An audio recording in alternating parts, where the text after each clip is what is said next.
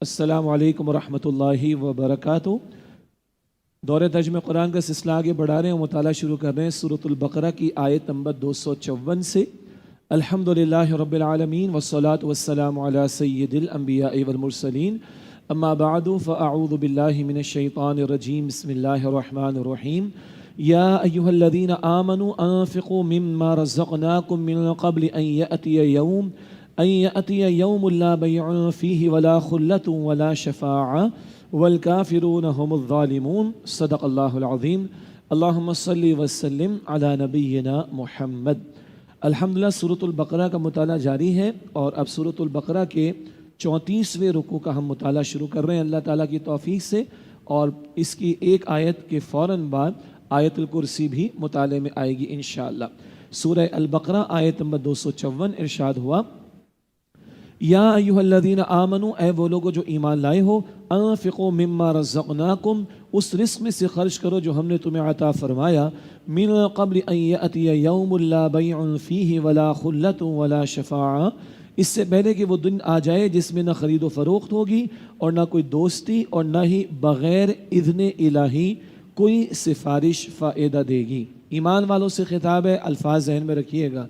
उस दिन यानी क़यामत से पहले पहले खर्च कर लो जब ख़रीदो फ़रोख्त, दोस्ती सिफारिश फ़ायदा नहीं देगी। शिफ़ात अल्लाह के हुक्म से होगी उनके लिए जिनके लिए अल्लाह पसंद फरमाएगा। ये वज़ाहत आइंदा भी आती रहेगी इंशाअल्लाह।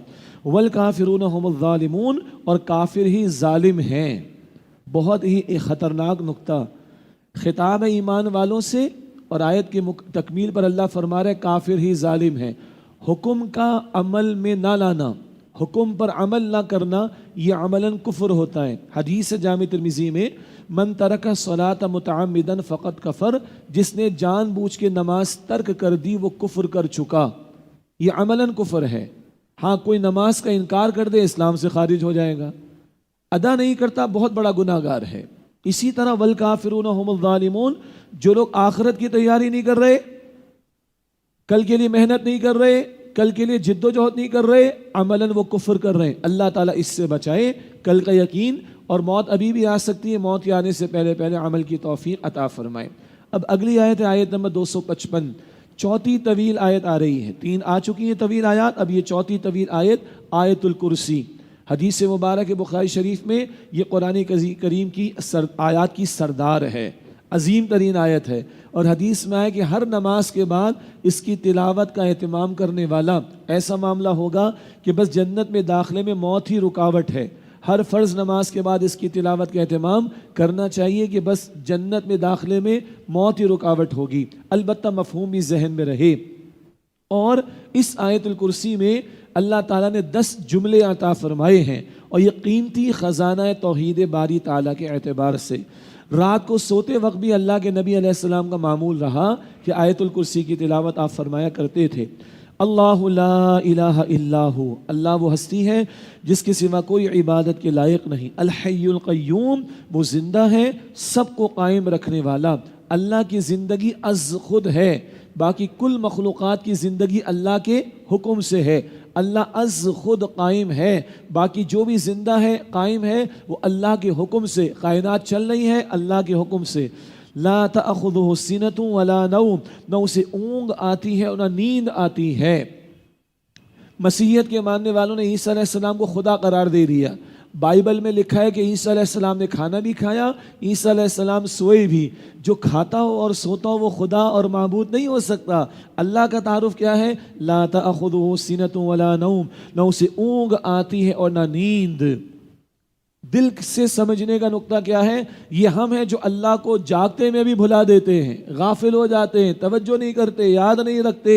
और उसकी शान क्या है? न ऊँग आती न नींद आती, हर आन उसकी रहमतें हम पर निछावर हो रही हैं। वरना आँख देख नहीं सकती, कान सुन नहीं सकती, ज़ुबान बोल नहीं सकती। मन ज़ल्लज़ी यशफ़अउ इंदहु इल्ला बिइज़्निही, कौन है जो उसके हुजूर उसकी इजाज़त के बगैर सिफारिश कर सके। झूठी शिफात नहीं चलेगी, झूठी सिफारिश नहीं चलेगी। हाँ, शिफात हक़ है, अल्लाह के रसूल की भी है सल्लल्लाहु अलैहि वसल्लम।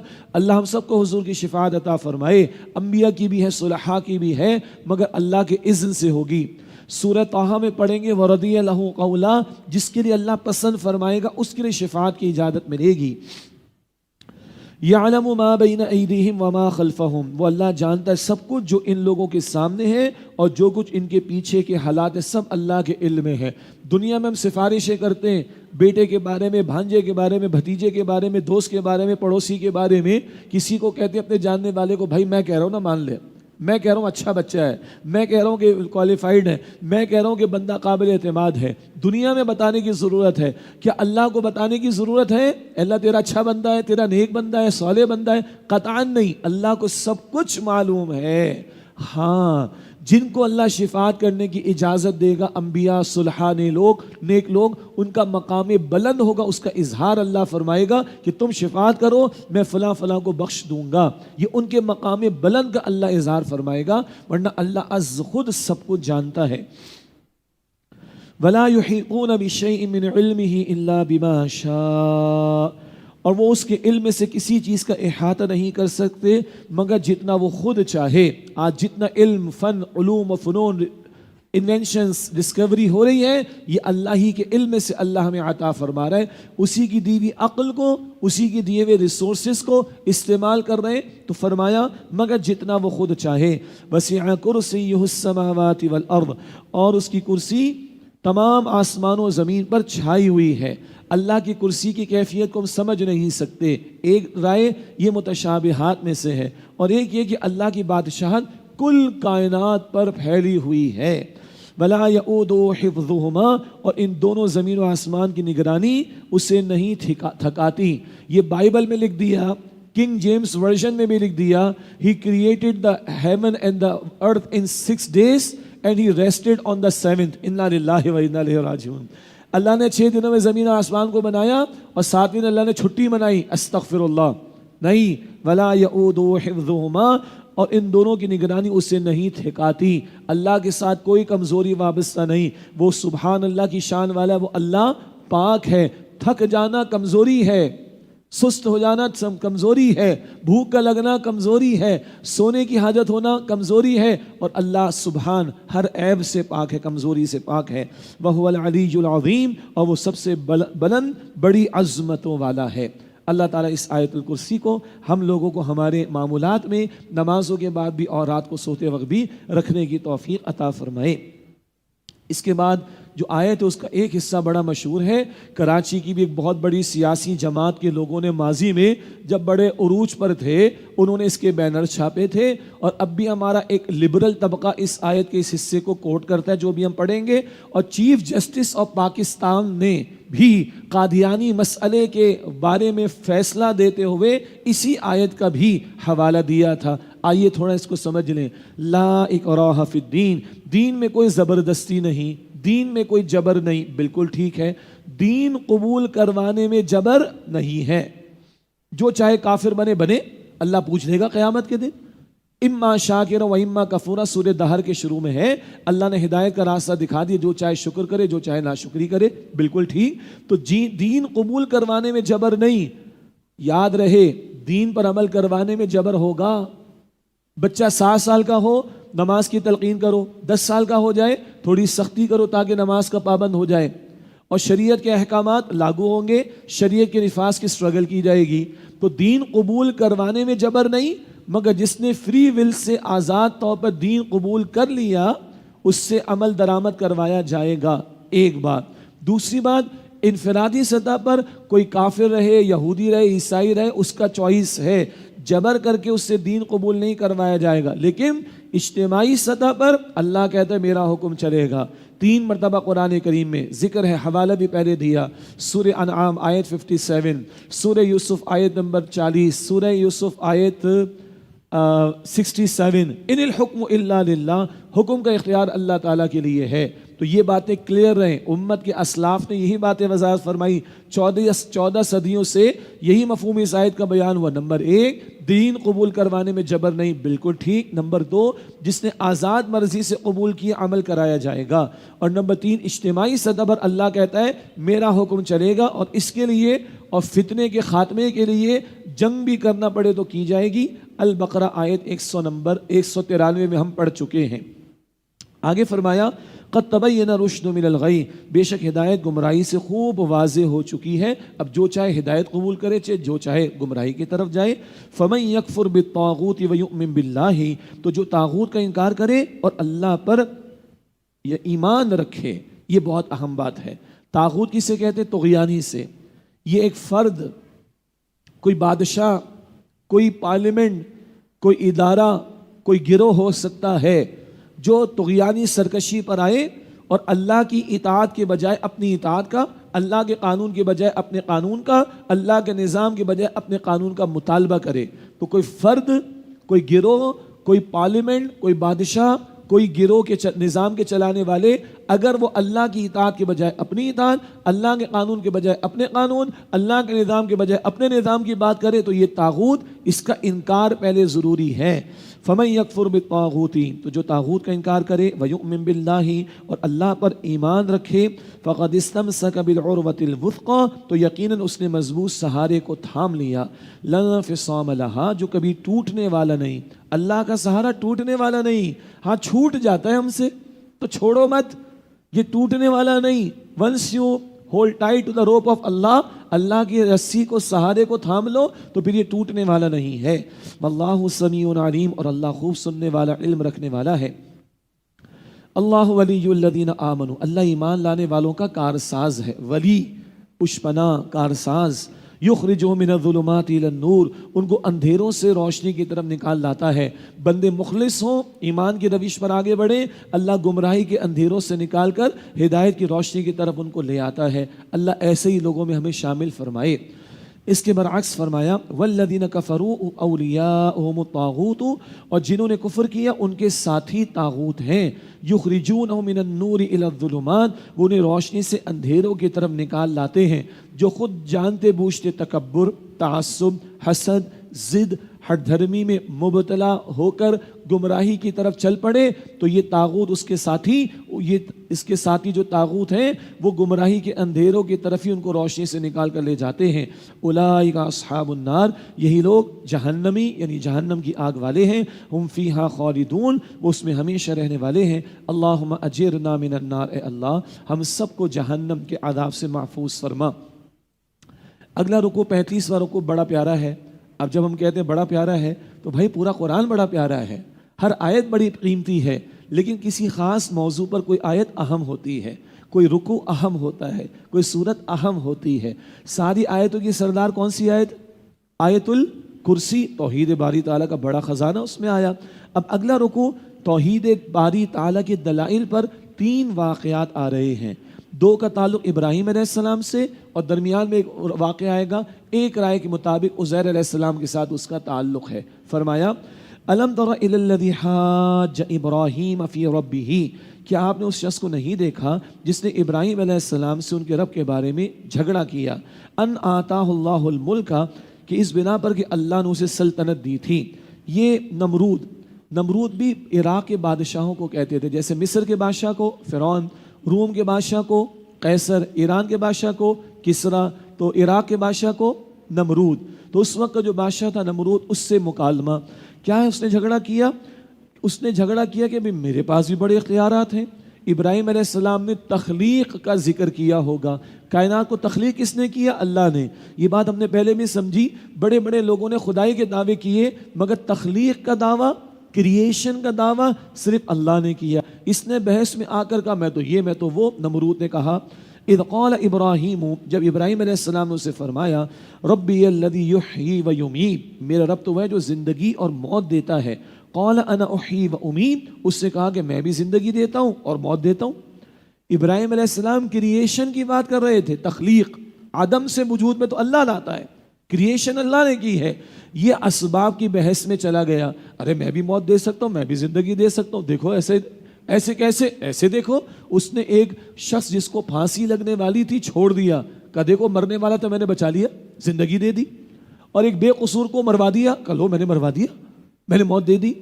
اس کا جواب دے سکتے تھے ابراہیم علیہ السلام، مگر توحید کے دلائل کم تھوڑے ہی ہیں، اور جواب اسی پر دیا جاتا تو اس کی جاہلانہ حمیت ابھر آتی اور وہ ریئیکشن میں آ کر کفر بکتا اور اس سے آگے چلا جاتا۔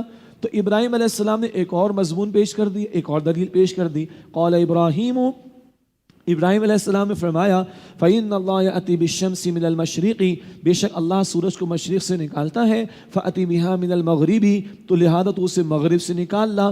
فَبُهِتَ الَّذِي كَفَرَ، تو اس پر وہ کافر مبہوت ہو کر رہ گیا، حیران و پریشان رہ گیا. کیوں؟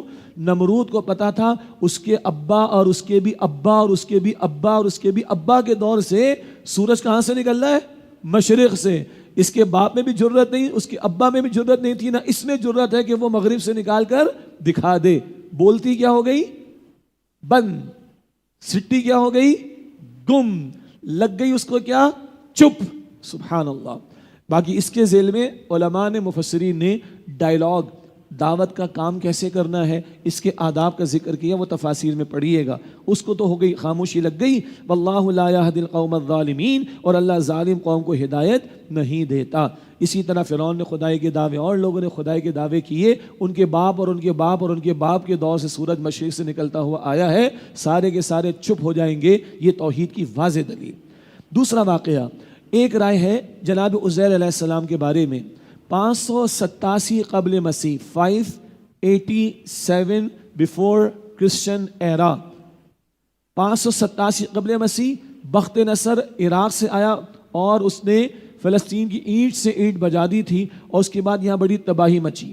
اس تباہی کے بعد کے دور میں کہیں گزر ہوا، ایک رائے کے مطابق عزیر علیہ السلام کا ایک خیال آیا، یہ بستی دوبارہ کیسے زندہ ہوگی، مردے کیسے زندہ ہوں گے. تو اللہ تعالیٰ نے اس تعلق سے اس واقعے کو بیان فرمایا. یہ ایک رائے کے مطابق ہے، واقعہ خود بیان کر رہے کہ کچھ اس طرح کا معاملہ پیش آیا تھا. ارشاد ہوا او کالذی مر علی قریۃ، یا اس شخص کی مثال دیکھو جو ایک بستی پر گزرا، وہی خاویۃ علی عروشہا، اس حال میں کہ وہ بستی اپنی چھتوں کے بل گری پڑی تھی، تباہ ہو گئی تھی. قال انا یحیی ہذہ اللہ بعد موتہا، اس شخص نے کہا کہ اللہ کس طرح اس بستی کو زندہ کرے گا اس کی موت کے بعد. فاماتہ اللہ 100 عام ثم بعثہ، تو اللہ نے اس شخص کو 100 سال تک مردہ رکھا، پھر اسے اٹھا دیا اللہ نے. مرنے کے بعد دوبارہ زندگی. کتنے واقعات آ گئے سورۃ البقرہ میں، گنتے چلے جائیے. ایک اور آ رہا ہے، قال کم لبثت، پھر اسے اٹھا دیا. اللہ نے پوچھا تم کتنے عرصے یہاں رہے؟ قال لبثت یوما او بعض یوم، اس نے کہا میں ایک دن یا دن کا کچھ حصہ رہا ہوں گا. ایسی ہی کچھ بات اصحاب کہف نے بھی کہی تھی، وہ پڑھیں گے انشاءاللہ سورہ کہف کے مطالعے میں. ایک دن یا کچھ حصہ، اس سے زیادہ اسٹریٹ سونا بھی بندے کے لیے ممکن نہیں ہوتا. تو ایک دن یا اس سے کچھ، اس کا کچھ حصہ رہا ہوں گا. قال بل لبثت 100 عام، اللہ نے فرمایا بلکہ تم 100 سال حالت موت میں رہے ہو.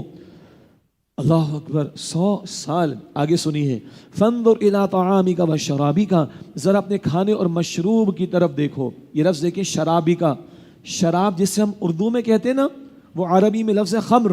آیت نمبر 219 میں. باقی عربی میں شراب مشروب کو کہتے ہیں. شراب البرتقال اورنج جوس کو کہا جاتا ہے. شراب البرتقال اورنج جوس، یہاں شراب پینے کے معنی میں، لغوی معنی. فانظر الی طعامک و شرابک، ذرا اپنے کھانے اور مشروب کی طرف دیکھو. لم یتسنى، وہ ذرا بدبودار نہیں ہوا. کتنے برس گزر چکے ہیں؟ 100 برس. نو ریفریجریٹر کچھ بھی نہیں ہے، یہ سڑا تک نہیں، بدبو بھی نہیں آئی.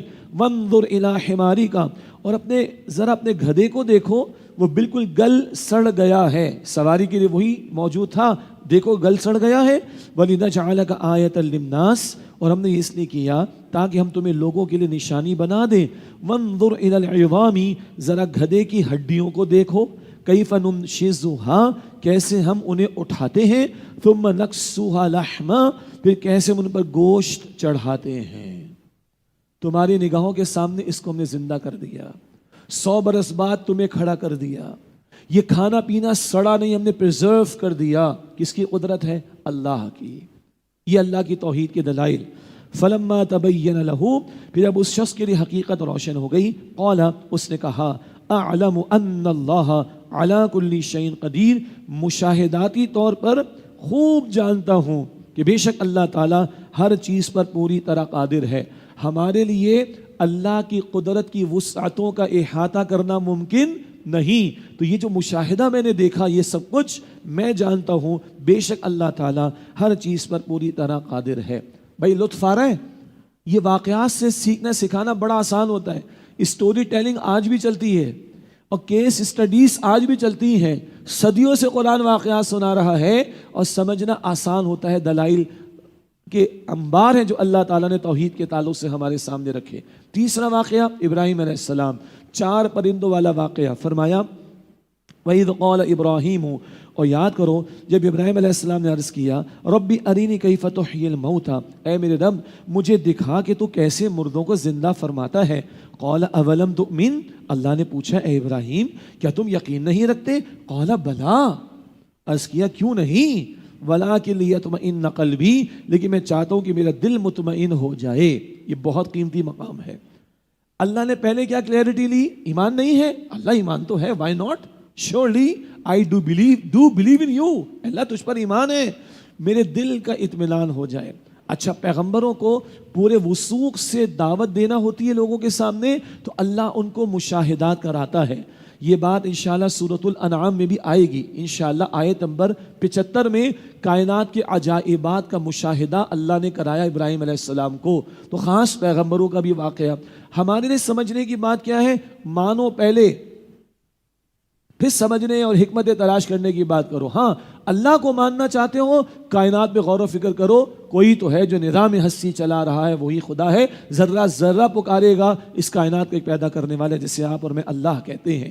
لیکن احکام کی بات آئے گی تو ذات کو مان لیا تو بات کو ماننے میں کوئی مسئلہ نہیں ہونا چاہیے. سنیے گا، ذات کو مان لیا تو بات کو ماننے میں مسئلہ نہیں ہونا چاہیے. پہلے کہو اے اللہ میرا ایمان ہے. ہاں دل کے اطمینان کے لیے سیکھ لے، کوئی حرج نہیں. شاہ ولی اللہ رحمۃ اللہ علیہ کی کتاب ہے، دنیا کی یونیورسٹیز میں ٹرانسلیشن اس کی پڑھائی جاتی ہے، حجت اللہ البالغہ. شریعت کے احکام کی ہڈن وزڈم انہوں نے بیان کی، حکمت، اسرار اور رموز. اور اس میں شاہ ولی اللہ رحمۃ اللہ علیہ نے اسی آیت کا حوالہ دیا کہ حکم ماننے کے بعد حکمت تلاش کرنا کوئی مسئلہ نہیں ہے. حکمت معلوم ہو جائے ٹھیک ہے، نہ معلوم ہو تو یہ عقل کل تھوڑی ہے کوئی. چلو بھئی حکم تو ماننا ہی ہے. Boss is always right and if disagree refer to roll number 1. And what is roll number 1؟ Boss is always right. Allah is the boss of the universe. Allah کا ہر حکم ماننا ہے چاہے حکمت پتہ چلے یا پتہ نہ چلے. دنیا میں مانتے باس از آلویز رائٹ، تو کائنات کا باس، کائنات کا کریٹر، اس کی ماننے میں کیا مسئلہ ہے بھائی؟ فرمایا وَلَٰكِن لِيَطْمَئِنَّ قَلْبِي، لیکن میں چاہتا ہوں کہ میرا دل مطمئن ہو جائے. یہ کلیئرٹی آ گئی. اب اللہ حکم دے رہا ہے. قال فخذ اربعۃ من الطیر، اللہ نے فرمایا پرندوں میں سے کچھ 4 لے لو. فصرہن الیک، تو پھر انہیں اپنے سے مانوس کر لو، فیملیئر کر لو. ثم اجعل علی کل جبل منہن جزءا، پھر انہیں ذبح کر کے ان کا ایک ایک ٹکڑا ہر پہاڑ پر رکھ دو. ثم ادعوہن یأتینک سعیا، پھر انہیں بلاؤ وہ تمہارے پاس دوڑتے ہوئے چلے آئیں گے. 4 پرندے لو، ذبح کرو، پہلے مانوس کر لو، پھر ذبح کرو، مکسچر بناؤ، 4 پورشن الگ الگ پہاڑ پر رکھو، پکارو. یأتینک سعیا، سعی تیزی سے چلنے کو بھی کہتے ہیں، اڑ کر نہیں، چلتے ہوئے تیزی سے آئیں گے تاکہ کوئی ادھر ادھر سے پرندہ نہ آ جائے. ایگزیکٹلی وہی آئے گا جس کو ہم نے تمہارے ساتھ فیملیئر کر دیا تھا. وَعْلَمْ، اور جان لو، ان اللہ عزیز حکیم، بے شک اللہ بہت غالب، بڑی حکمت والا ہے. بڑا پیارا رکوع ہے. یہ 3 واقعات توحید کے دلائل پر. اب اگلے 2 رکوع یہ بھی بڑے پیارے ہیں، اور یہ رکوع پیارے ہیں انفاق فی سبیل اللہ کے موضوع کے حوالے سے. 2 رکوع، رکوع نمبر 36 اور 37، انفاق خصوصاً مال کا، انفاق خصوصاً مال کا، اس کی فضیلت، اس کے آداب، انفاق کی حفاظت کیسے کرنی، انفاق ضائع کیسے ہو جاتا ہے، اور انفاق کے لیے تمثیلات یا مثالوں کا بیان، اور انفاق کا حقدار سب سے بڑھ کر کون ہے.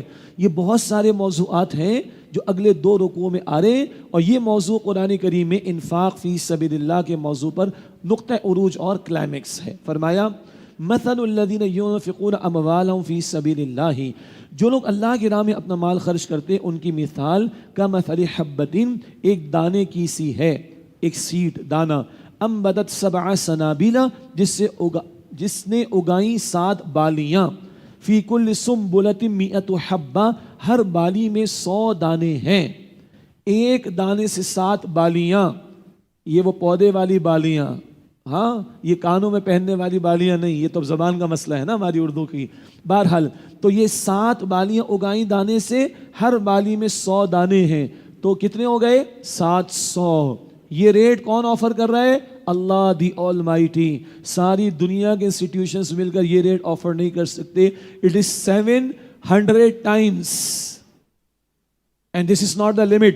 واللہ یضاعف لمن یشاء، اور اللہ جس کے لیے چاہتا ہے اور بڑھا دیتا ہے. جس کے لیے اللہ چاہے گا 700 گنا سے زیادہ بڑھ کر اجر عطا فرمائے گا. تو بھائی دنیا کے بینکس لمیٹڈ ہیں، ہاں ڈپازٹ کریں the bank of Allah unlimited میں. واللہ واسع علیم، اور اللہ بڑی وسعت والا خوب جاننے والا ہے. الذین ينفقون اموالهم فی سبیل اللہ، جو لوگ اللہ کی راہ میں اپنا مال خرچ کرتے ہیں. ثم لا يتبعون ما انفقوا منا ولا اذى، پھر جو خرچ کیا اس کے بعد نہ احسان جتاتے ہیں اور نہ تکلیف دیتے ہیں. لهم اجرهم عند ربهم، ان کے لیے ان کا اجر ان کے رب کے پاس ہے. ولا خوف علیہم ولا هم يحزنون، اور نہ ان پر کوئی خوف ہوگا اور نہ وہ غمگین ہوں گے. انفاق کے بعد اس کی حفاظت کرنی ہے، احسان کر کے نہ جتاؤ اور تکلیف مت پہنچاؤ. تمہیں بڑی ہم نے مدد دی تھی، آج تم جا کے کھڑے ہوئے ہو. بیٹا تمہارے ابا تو کچھ نہیں بیچتے تھے، ہم نے تمہارے ابا کو کھڑا کیا تھا. استغفر اللہ، بڑی گھٹیا بات ہے یہ، بڑی گھٹیا بات ہے، گری ہوئی حرکت ہے. نہ احسان جتا کر تکلیف دے کر ضائع نہ کرو. تو انفاق کرنے کے بعد انفاق کی حفاظت بھی کرنی ہے، اجر اللہ کے پاس محفوظ. قول معروف ومغفرۃ خیر من صدقۃ یتبعها اذی، اچھی بات کہنا اور درگزر کرنا ایسے صدقے سے بہتر ہے جس کے بعد سائل کو ایذا پہنچے. سوال کرنے والے کو ایذا نہیں پہنچانی چاہیے. سب کو سورۃ الضحیٰ یاد ہے نا؟ وَأَمَّا السَّائِلَ فَلَا تَنْهَرْ، سوال کرنے والوں کو جھڑکنا مت. تو اچھی بات کہنا، درگزر کرنا بہتر ہے اس صدقے سے کہ جس کے بعد سائل کو ایذا پہنچے. اگر ہم کسی کے ساتھ اچھا نہیں کر سکتے تو کم سے کم برا تو نہ کریں. ایک بات، مدد نہیں کر سکتے تو دعا دے دو. ابھی تمہارے حالات اچھے نہیں، تم نہیں کسی کی مدد کر سکتے، معافی تلافی کر لو، مگر ایذا نہ پہنچاؤ، تکلیف نہ پہنچاؤ. واللہ سبحان اللہ، واللہ غنی حلیم، اور اللہ بے نیاز بڑا حلم والا ہے. اللہ کو تمہارے صدقے اور انفاق کی حاجت نہیں ہے. خرچ کرو گے تو تمہارا اپنا بھلا، اور اللہ حلم والا ہے. اتنا تمہیں دیتا ہے اور لوگ زکوٰۃ میں بھی ڈنڈیاں مارتے ہیں، عشر میں بھی ڈنڈیاں مارتے ہیں. اللہ کا حلم دیکھیں، اللہ روکتا نہیں ہے، اللہ پکڑتا نہیں ہے.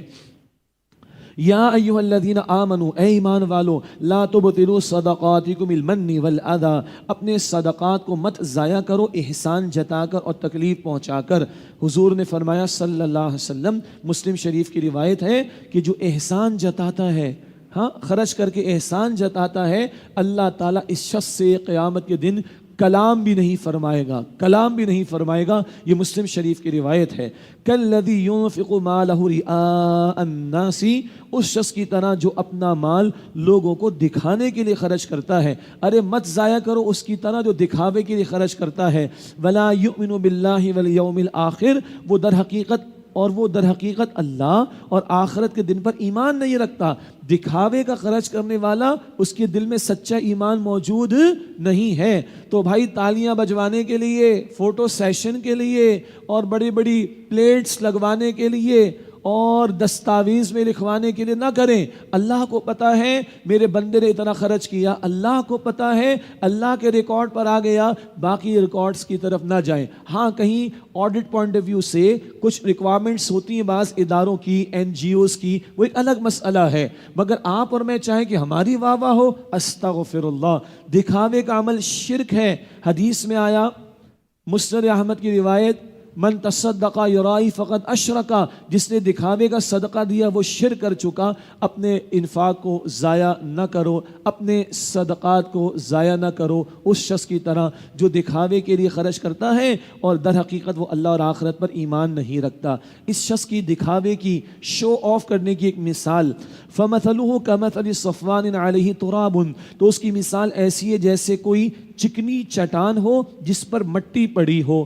فاصابہ وابل فطرکہ صلدا، پھر اس پر زور کی بارش برسے تو اس چٹان کو بالکل ہی صاف کر کے چھوڑ دے۔ ایک چکنی چٹان ہے، مٹی تھوڑی سی، زور کی بارش برسے گی تو وہ بالکل صاف ہو جائے گی۔ لا یقدرون علی شیء مما کسبوا، اسی طرح جو اعمال انہوں نے کمائے اس سے وہ کچھ بھی اجر حاصل نہ کر سکیں گے۔ جو دکھاوے کے لیے چاہے کروڑوں خرچ کر دے کچھ ہاتھ پلے نہیں پڑے گا۔ واللہ لا یہدی القوم الکافرین، اور اللہ کافر قوم کو ہدایت نہیں دیتا۔ یہ دکھاوے کا عمل یہ شرک ہے، یہ کفریہ طرز عمل ہے، اللہ اس سے ہم سب کی حفاظت فرمائے۔ اس کے برعکس اخلاص والوں کے لیے تمثیل، اخلاص والوں کے لیے مثال، بڑا پیارا انداز۔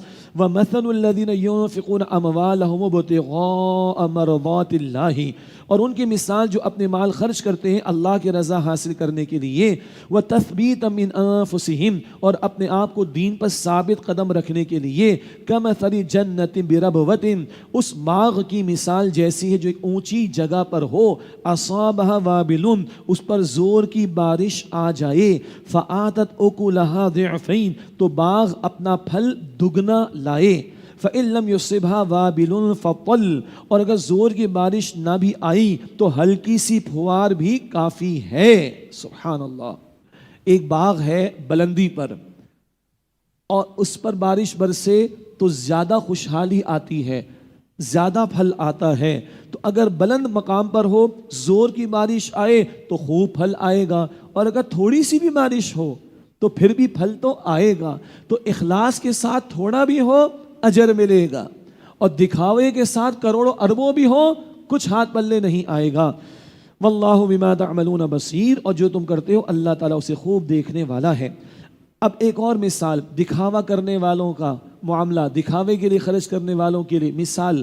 ایود احدکم ان تکون له جنۃ من نخیل واعناب، کیا تم میں سے کوئی پسند کرے گا کہ اس کا کھجور اور انگوروں کا ایک باغ ہو، تجری من تحتها الانہار، اس کے نیچے نہریں بہہ رہی ہوں، له فیها من کل الثمرات، اس کے لیے اس میں ہر طرح کے پھل ہوں، واصابه الکبر، اور اس پر بڑھاپا آ جائے، وله ذریۃ ضعفاء، اور ابھی اس کی اولاد کمزور ہو، فَأَصَابَهَا إِعْصَارٌ فِيهِ نَارٌ فَاحْتَرَقَتْ، پھر اس باغ پر ایک بگولا آ جائے جس میں آگ ہو، پھر وہ باغ جل جائے۔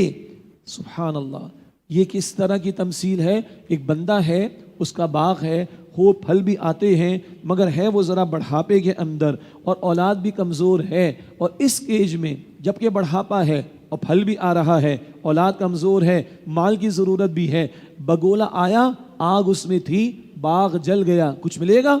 کچھ ہاتھ پلے نہیں، ساری محنت برباد۔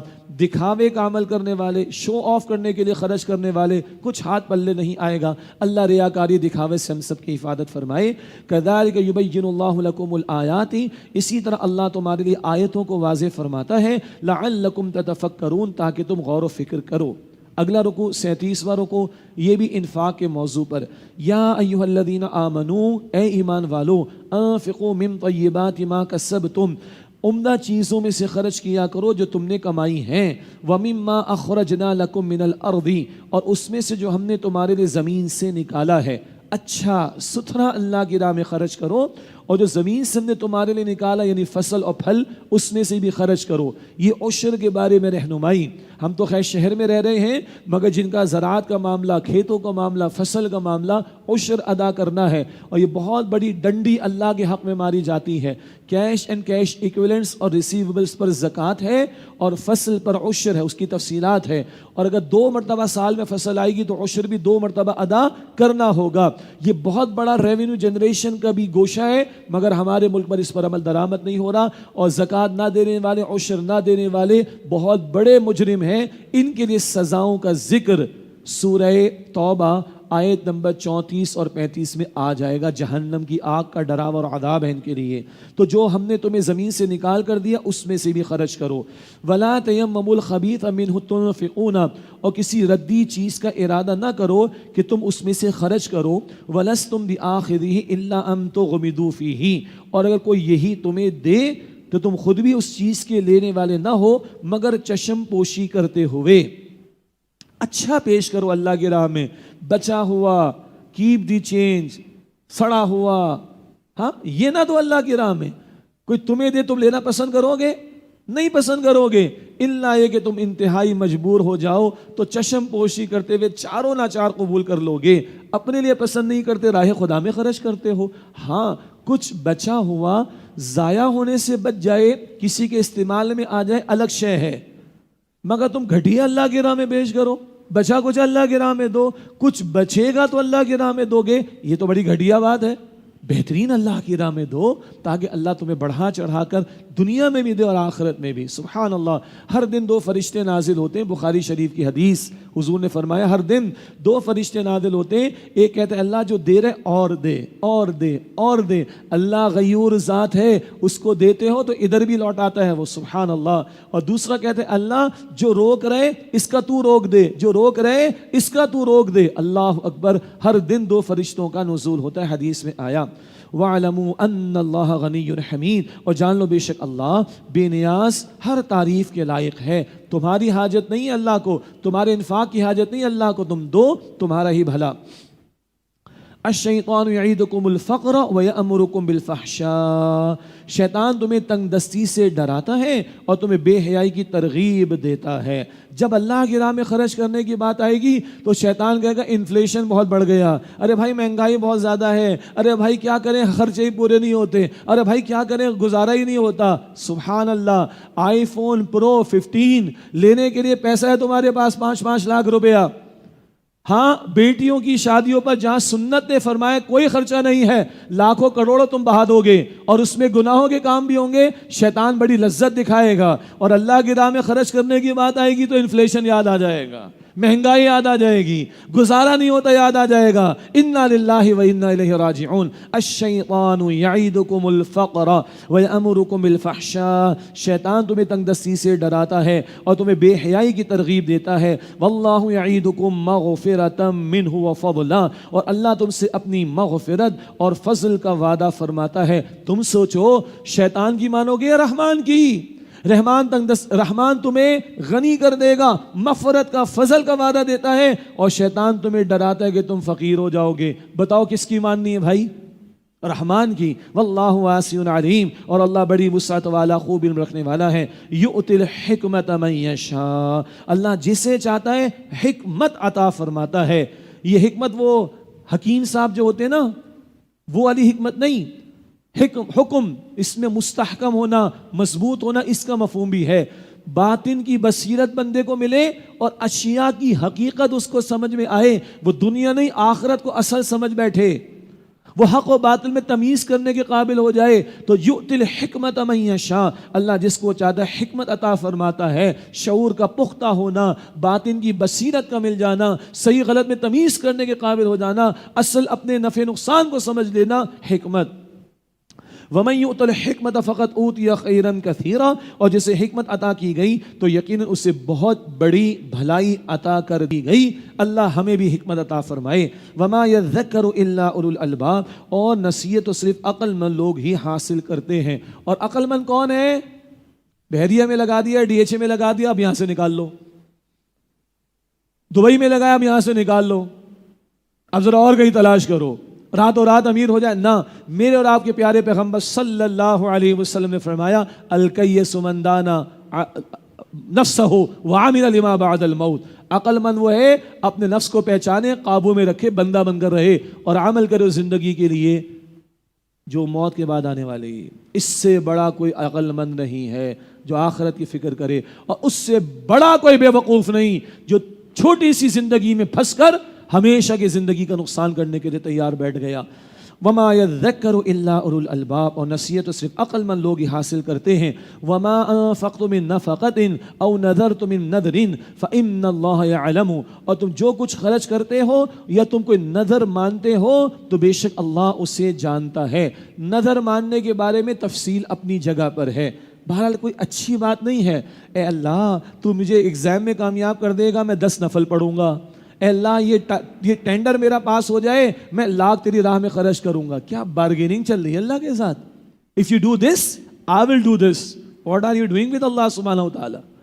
تو جائز ہے، کوئی اچھی بات نہیں. اور ایک بڑی پیاری حدیث ہے، سبحان اللہ، اللہ کے رسول نے ہماری ایک نفس پر ہاتھ رکھ کر ہمیں سمجھایا. حضور نے فرمایا کہ نظر ماننا، یہ نظر اللہ کی تقدیر کو بدل نہیں سکتی، یہ نظر اللہ کی تقدیر کو بدل نہیں سکتی، مگر اللہ بخیل اور کنجوس کے مال میں سے نکلوا لیتا ہے. سمجھ آئی؟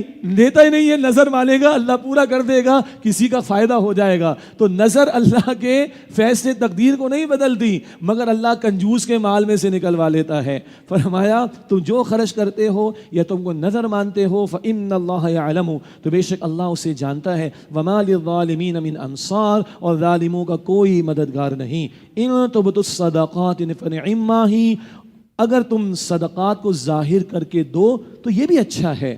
وَإِن تُخْفُوهَا، اور اگر تم انہیں پوشیدہ رکھو، وَتُؤْتُوهَا الْفُقَرَاءَ، اور فقیروں تک پہنچا دو، فَهُوَ خَيْرٌ لَكُمْ، تو وہ تمہارے لیے بہت بہتر ہے. صدقات ظاہری طور پر دو، ٹھیک ہے. اب زکوٰۃ کیا ہے؟ فرض ہے نا، تو زکوٰۃ تو آپ اوپنلی دے سکتے ہیں، لیکن جو نفل صدقات ہیں اس کو پوشیدہ رکھنا اچھی بات ہے. کیسے والا؟ حدیث یاد ہے، 7 قسم کے افراد کو اللہ اپنے عرش کے سائے میں جگہ دے گا قیامت کے دن. 7 categories of people in the shadow of Allah سبحانہ وتعالی on the day of judgment. 7 قسم کے افراد اللہ کے عرش کے سائے میں ہوں گے. ایک کون ہوگا؟ دائیں ہاتھ نے صدقہ دیا تو بائیں ہاتھ کو بھی معلوم نہیں ہے. اس کا اجر کیا ہے؟ اللہ کے عرش کے سائے میں ہوگا جب کوئی سایہ نہیں ہوگا. ایسے بھی حضرات کو میں جانتا ہوں، بیوی کو اور بچوں کو بھی نہیں پتا کتنا خرچ کریں اللہ کی راہ میں. ایسی خواتین کے بارے میں ہمیں بتایا گیا کہ شوہر نے کچھ حصہ تو دیا نا مال میں سے، پاکٹ منی جو کچھ بھی اخراجات، وہ بندیاں اس میں سے اللہ کی راہ میں لگا رہی ہیں اور کبھی شوہر کو بھی پتا نہیں ہے. سبحان اللہ. اولاد کو بھی پتا نہیں ہے. سبحان اللہ.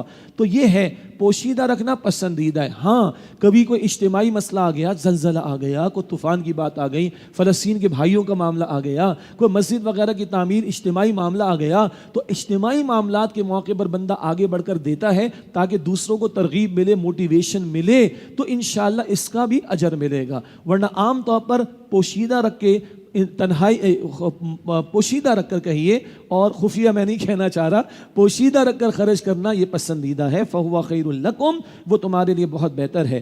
وَيُكَفِّرُ عَنكُم مِّن سَيِّئَاتِكُمْ، اور وہ اللہ تم سے تمہارے بعض گناہوں کو دور کر دے گا، برائیوں کو مٹا دے گا. وَاللَّهُ بِمَا تَعْمَلُونَ خَبِيرٌ، اور اللہ بڑا باخبر ہے اس سے اے لوگو جو کچھ تم کرتے ہو. اب ایک سوال آیا حضور علیہ السلام کے پاس صحابہ کی طرف سے. بعض صحابہ ابھی مدینہ شریف میں انصار مدینہ بھی ہیں، اوس و خزرج سے بھی اسلام قبول لوگوں نے کیا ہے، عرب قبائل سے، مگر کچھ لوگ کفر پر ہیں، تو کیا ان کی مدد کی جائے یا نہ کی جائے؟ بڑا ایک ٹچی سوال ہے. فرمایا لیس علیک ھداھم، اے نبی علیہ السلام ان کافروں کو ہدایت کے راستے پر لے آنا یہ آپ کے ذمہ نہیں ہے. ولکن اللہ یہدی من یشاء، لیکن اللہ جسے چاہتا ہے ہدایت عطا فرماتا ہے. وما تنفقوا من خیر فلانفسکم، اور لوگوں تم جو مال خرچ کرتے ہو وہ تمہارے ہی فائدے کے لیے ہے. وما تنفقون الا ابتغاء وجہ اللہ، اور تم صرف اللہ کی رضا کے حصول کے لیے خرچ کرتے ہو. وما تنفقوا من خیر، اور تم جو کچھ بھی مال میں سے خرچ کرتے ہو یوفى الیکم، اس کا اجر تمہیں پورا پورا دیا جائے گا. وانتم لا تظلمون، اور تم پر کوئی ظلم نہیں کیا جائے گا. اگر کوئی کافر ہے تمہارا پڑوسی، رشتہ دار، دوست، اس کی مدد کر سکتے ہو. البتہ حدیث مبارک میں حضور نے بتایا کہ زکوٰۃ سے نہیں، زکوٰۃ مسلمانوں کے امراء سے وصول کی جائے گی اور مسلمانوں ہی کے غرباء اور فقراء پر خرچ کی جائے گی. کافروں کو دیجئے نان زکوٰۃ فنڈ سے. ہاں، اور زکوٰۃ کافی نہیں ہے. حدیث ہم نے سمجھ لی تھی، البقرہ آیت نمبر 177 آیت البر کے ذیل میں مال میں زکوٰۃ کے علاوہ بھی حصہ مقرر ہے. تو زکوٰۃ کا مال مسلمانوں کے امراء سے لے کر مسلمانوں کے غرباء میں تقسیم ہوگا، یہ حضور نے فرمایا صلی اللہ علیہ وآلہ وسلم. البتہ یہاں بتا دیا گیا وہ کافر ہے، ٹھیک ہو گیا، ضرورت مند ہے، اس کی مدد کر سکتے ہو. اور ایک اور اینگل سے دیکھیں، وہ بات کی بات ہے، ہدایت دینا ذمہ نہیں ہے تمہارے، مگر ایک اور اینگل سے کیا ہے، دل جیتو گے، دوسرے کے کام آؤ گے، تو اب اگر دین کی بات رکھو گے تو قبول بھی کرنا اس کے لیے ممکن بنے گا. اب بتایا جا رہا ہے کہ انفاق کے سب سے بڑھ کر حقدار کون ہیں. للفقراء الذین احصروا فی سبیل اللہ، خرچ کرو ان فقیروں کے لیے جو اللہ کی راہ میں روکے گئے ہیں. لا یستطیعون ضربا فی الارض، وہ فرصت نہیں رکھتے کہ معاش کے لیے زمین میں چل پھر سکیں. ایسے لوگ جیسے کہ اصحاب صفہ، حالانکہ وہ غیرت مند تھے، ہاں مروت والے لوگ تھے، وہ لکڑیاں وغیرہ کاٹ کر بھی کچھ کما لیا کرتے تھے، البتہ مفسرین نے لکھا جیسے کہ اصحاب صفہ، وہاں پر جو لوگ تھے وہ دن رات دین سیکھنے میں لگے ہوئے، اب معاش کی محنت نہیں کر سکتے، تو ایسے وہ لوگ جو دن رات اللہ کے دین کی خدمت کے لیے اپنے آپ کو وقف کر دیں تو بٹ نیچرل وہ معاش کی محنت نہیں کر سکیں گے۔ اب یہ امت کی ذمہ داری کہ ان کو سپورٹ کریں تاکہ وہ دل جمعی کے ساتھ دین کا کام کر سکیں۔ اللہ ہمیں اس کی توفیق عطا فرمائے۔ البتہ آگے سنیے، یحسبهم الجاہل اغنیاء من التعفف، ایک ناواقف شخص ان لوگوں کو، ایک ناواقف شخص انہیں ان کے سوال نہ کرنے کی وجہ سے خوشحال سمجھتا ہے۔ یہ مروت والے لوگ ہوتے ہیں، یہ پیشہ ور بھکاری نہیں ہوتے۔ اور آگے بھی ذکر آئے گا، تعرفهم بسیماہم، اے مخاطب تم ان کی حاجت مندی کو ان کے چہروں سے پہچان سکتے ہو۔ کبھی تو بعض صحابہ کو مرغی کے دوڑے پڑ جایا کرتے تھے بھوک کی وجہ سے، چہروں سے پتہ چل جائے گا ضرورت مند ہے۔ لا يسألون الناس الحافا، وہ لوگوں سے لپٹ کر نہیں مانگا کرتے، ان کی عزت نفس بھی آڑے آتی ہے کہ وہ لپٹ کر مانگتے نہیں، پروفیشنل نہیں ہیں۔ تو سنیے گا کون ہے راہ خدا میں رکے ہوئے، کہیں دین سیکھنے سکھانے کے لیے تو معاش کی محنت نہیں کر پاتے، دین کی دعوت اقامت کی جد و جہد میں ایسے لگے فل ٹائم کہ وہ کمانے کی پوزیشن میں نہیں ہیں، تو امت ان کو سپورٹ کرے۔ البتہ ان کے چہروں سے بھی پتہ چل جائے گا، اور یہ مروت والے لوگ ہیں، لپٹ کر سوال نہیں کرتے۔ ہمارے استاد ڈاکٹر اسرار صاحب نے یہاں پر ایک سخت بات بھی بیان کی اور جو بالکل صحیح ہے۔ اس کا یہ مطلب نہیں ہے کہ جن کو امت سپورٹ کرے، جو لوگ دین کی محنت میں لگیں فل ٹائم، دعوت کا کام، اقامت دین کی جد و جہد اینڈ سو آن، جو دین کی جد و جہد میں لگے فل ٹائم اور امت سپورٹ کر رہی ہے، تو ان لوگوں کو فلرش نہیں ہونا ہے، امت کے انفاق پر ان کو پھلنے پھولنے کی کوشش نہیں کرنی۔ آج جو آپ پروٹوکولز ہم دیکھتے ہیں بعض لوگوں کے، جس طرح کے پروٹوکولز ہیں، اللہ اس سے ہماری حفاظت فرمائے نہ، وہ مناسب حال زندگی کا معیار رکھیں گے، وہ فلرش کرنے کی کوشش نہیں کریں گے۔ یہ بھی دین کی جد و جہد کرنے والوں کو اچھی طرح سمجھنا چاہیے۔ امت کے انفاق پر اگر ان کی حاجات پوری ہو رہی تو یہ امت کا انفاق پھلنے پھولنے کے لیے نہیں ہے، بس بیر منیمم ان کی حاجات پوری ہوں تاکہ وہ دل جمعی کے ساتھ دین کا کام کر سکیں۔ اب دل سے ایک حدیث سنیے گا، اللہ کے رسول نے فرمایا، جو مجھے سوال نہ کرنے کی ضمانت دے میں اسے جنت کی ضمانت دیتا ہوں۔ جو مجھے سوال نہ کرنے کی ضمانت دے میں اسے جنت کی ضمانت دیتا ہوں۔ توقع اللہ سے رکھو، مخلوق سے نہیں۔ اللہ کس کے دل میں ڈالے اللہ کا اختیار ہے۔ سوال سے بچاؤ اپنے آپ کو۔ اور حضور نے یہ بھی فرمایا، بلا حاجت بلا ضرورت مانگنے والا قیامت کے دن اس کے چہرے پر گوشت بھی نہیں ہوگا، قیامت کے دن اس کے چہرے پر گوشت بھی نہیں ہوگا۔ اور حضور نے فرمایا صلی اللہ علیہ وسلم، بلا ضرورت بلا حاجت مانگنے والا وہ جہنم کے انگارے جمع کر رہا ہے۔ اللہ اکبر۔ بہرحال ان لوگوں کی مدد کرنی چاہیے، کسے باشد کہیں بھی ہوں، جنہوں نے اخلاص کے ساتھ دین کے لیے وقف کیا اپنے آپ کو، تو امت کے بحاف پر وہ ذمہ داری ادا کر رہے ہیں، امت ان کو سپورٹ کرے۔ ان کے بارے میں فرمایا، وما تنفقوا من خیر، اور تم جو کچھ بھی مال میں سے خرچ کرتے ہو، فإن اللہ بہ علیم، تو بے شک اللہ اسے خوب جاننے والا ہے۔ اب 38واں رکوع شروع ہو رہے ہیں۔ پہلے اس میں انفاق کا ذکر آئے گا، پھر سود کی ممانعت کا ذکر آئے گا، بڑا اہم مقام آج کے اس دور کے اعتبار سے بھی بڑا اہم ہے۔ فرمایا، الذین ينفقون اموالهم باللیل والنہار سرا وعلانیۃ، جو لوگ اپنے مال خرچ کرتے ہیں رات اور دن پوشیدہ اور اعلانیہ طور پر، فلہم اجرہم عند ربہم، تو ان کا اجر ان کے رب کے پاس محفوظ ہے، ولا خوف علیہم ولا ہم یحزنون، ان پر نہ کوئی خوف ہوگا اور نہ ہی وہ غمگین ہوں گے۔ اللہ تعالی ہمیں ان لوگوں میں شامل فرمائے۔ یہاں تک آ کر یہ انفاق کا بیان ایک درجے میں مسلسل مکمل ہو گیا، ایک درجے میں، آگے بھی آئے گا۔ اللہ تعالیٰ نے اضافی مال کسی کو دیا ہونا، میری اور آپ کی ضرورت پوری ہو گئی، اب بچا ہوا ہے، سیونگز ہیں، اسی کو، یہی تو کھلتی ہے انسانوں کو، اور یہی سرمایہ داروں کو کھلتی ہے، اور یہی سارے بینکنگ سیکٹر والے لوگوں کو کھلتی ہے۔ اس سیونگ یعنی اضافی مال کا بہترین استعمال کیا ہے؟ بینک آف اللہ انلمیٹڈ میں ڈپازٹ کرا دو بھائی، return guaranteed by Allah the almighty, the sole supreme power of the universe یا metaverse, whatever it may be, اس اللہ نے گارنٹی کیا ہے۔ تو بہترین استعمال کیا ہے؟ اضافی دولت راہ خدا میں لگاؤ، انفاق کر دو۔ اب سود کا معاملہ کیا ہے؟ اضافی دولت اگر ہے تو بدترین استعمال کیا ہے؟ سود پر کمائی کرنا. اضافی مال اگر ہے تو بدترین استعمال کیا ہے؟ سود پر کمائی کرنا. درمیان میں کچھ اور بھی اضافی مال ہے. کسی کو آپ قرض حسنہ دے سکتے ہیں، قرض دے کر کسی کی مدد کر سکتے ہیں، آپ کسی کے ساتھ پارٹنرشپ کر سکتے ہیں، مداربت کر سکتے ہیں. ایک شخص کی محنت، ایک شخص کا پیسہ، تفصیل علماء سے معلوم کیجئے. یا پھر سلیپنگ پارٹنر ہے، آپ نے پیسہ لگا دیا، اگلا محنت کر رہا ہے. یا برابر برابر کی پارٹنرشپ ہے. یہ سب درمیانی چیزیں ہیں. بدترین استعمال کیا ہے؟ سود خوری. اب اس کا بیان، الذین یأکلون الربا، جو لوگ سود کھاتے ہیں، لا یقومون الا کما یقوم الذی یتخبطہ الشیطان من المس، وہ روز قیامت کھڑے نہیں ہوں گے مگر جیسے وہ شخص کھڑا ہوتا ہے جسے شیطان نے چھو کر پاگل کر دیا ہو. ایک یہ ترجمانی آخرت کے اعتبار سے، ایسے بدحواس ہوں گے جیسے کسی کو شیطان نے چھو کر باولا پاگل کر دیا ہو. اور یہ سود خوری کی ذہنیت دنیا میں بھی انسان کو پاگل بنا دیتی، احمق بنا دیتی ہے. کیسے؟ آگے اللہ فرما رہے ہیں ذالک بانہم قالوا، ایسا اس لیے ہوگا کہ وہ کہتے ہیں انما البیع مثل الربا، کہ تجارت بھی سود ہی کی مانند ہے. بھائی 1,00,000 روپے کسی کو دیے، میں نے 1,10,000 واپس لیے، میں نے 10,000 روپے کما لیے. میں نے 1,00,000 روپے کی چیز خریدی، میں نے 1,10,000 کی بیچ دی، میں نے 10,000 روپے کما لیے. یہ احمق کہتے ہیں تو سیم ہے. 1,00,000 دے کر 1,10,000، 10,000 روپے سود. 1,00,000 کی شے 1,10,000 میں بیچی، 10,000 روپے کا پروفٹ. ایک ہی تو ہے. یہ عقل کہہ رہی ہے ایسے احمقوں کی.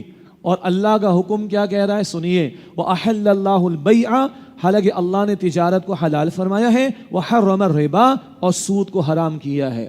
بس ختم ہو گئی بات. عقل کی دلیل بعد میں آ جائے گی کسی وقت، یہاں میری ہمت نہیں ہے اس وقت. باس از آلویز رائٹ. تجارت حلال ہے، بچے کو بھی پتا ہے ریڑھی والا انکل اگر وہ سیب بیچ رہا ہے تو اس کو کچھ پروفٹ ملتا ہوگا. ریڑھی والے کی بھی تجارت بچے کو پتا ہے. اور قرض پر پیسہ بنانا سب کو پتا ہے کہ سود ہے.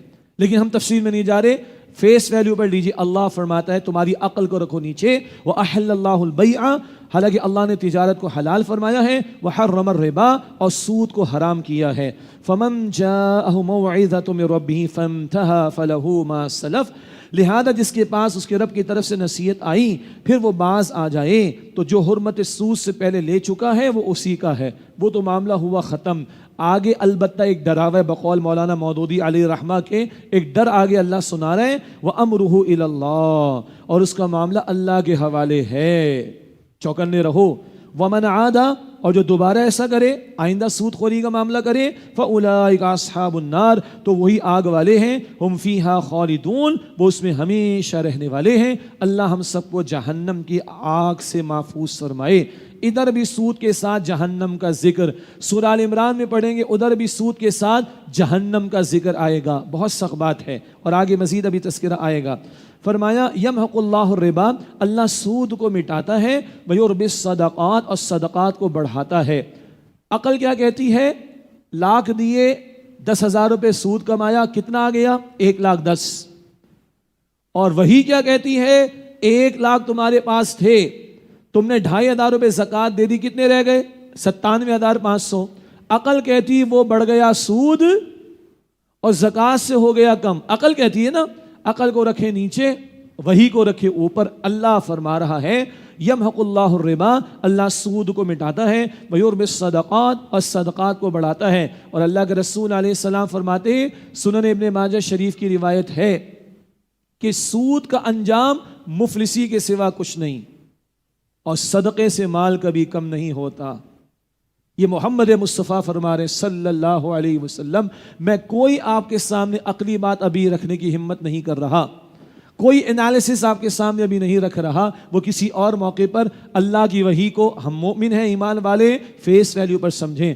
یمحق اللہ الربا ویربی الصدقات، اللہ سود کو مٹاتا ہے اور صدقات کو بڑھاتا ہے. واللہ لا یحب کل کفار اثیم، اور اللہ کسی ناشکرے گناہگار کو پسند نہیں کرتا.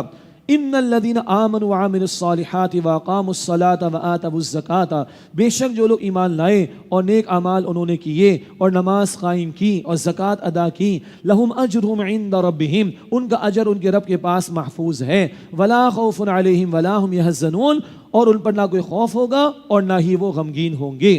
بار بار قرآن کریم میں اور مقامات پر بھی ہم دیکھیں گے جہاں سود کا تذکرہ آئے گا، ممانعت کا، ساتھ انفاق کا ذکر آئے گا، راہ خدا میں خرچ کرنے کا۔ اب سنیے، شدید ترین الفاظ اعمال میں سے جس برے عمل پر شدید ترین سزا کا ذکر ہے وہ یہ مقام ہے، یا ایھا الذین آمنوا اتقوا اللہ، اے ایمان والو اللہ سے ڈرو، وذروا ما بقی من الربا، اور چھوڑ دو جو سود کسی کے ذمے باقی رہ گیا ہے، ان کنتم مؤمنین، اگر تم سچے مومن ہو۔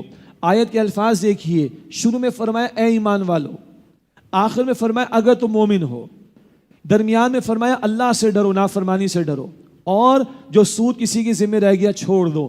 شروع میں ایمان والو کہا آیت میں، آخر میں کہا اگر تم ایمان والے ہو، اور درمیان میں سود چھوڑنے کو کہا۔ کیا بتا رہی آیت؟ ایمان اور سود ایک جگہ جمع نہیں ہو سکتے۔ اگر تم صاحب ایمان ہو تو سود خوری میں مبتلا نہیں ہوگے، سودی معاملات میں مبتلا نہیں ہوگے، سودی لین دین میں مبتلا نہیں ہوگے، اور اگر تم سود کے معاملات میں لین دین میں مبتلا ہو رہے ہو تو ایمان نہیں۔ اللہ اکبر۔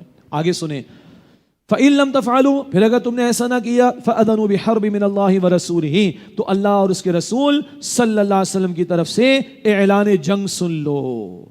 جنگ ہے اللہ اور اس کے رسول کی طرف سے تمہارے لیے۔ جنگ کا مطلب کیا ہوتا ہے؟ تباہی، بربادی، اور اللہ اور رسول سے جنگ کا مطلب کیا ہے؟ تباہی کی انتہا، بربادی کی انتہا۔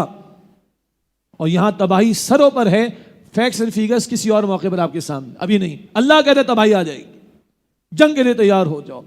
عقیدے میں بدترین جرم شرک، اعمال میں بدترین جرم سود، اور یہ اس پر بتایا گیا کہ اللہ اور اس کے رسول سے جنگ کے لیے تیار ہو جاؤ۔ فرمایا وَإِن تُبْتُمْ فَلَكُمْ رُؤُوسُ أَمْوَالِكُمْ، اور اگر تم توبہ کر لو تو تم اپنے اصل مال کے حقدار ہو۔ آیت کا یہ حصہ بتا رہا ہے کہ سود کی تعریف کیا ہے۔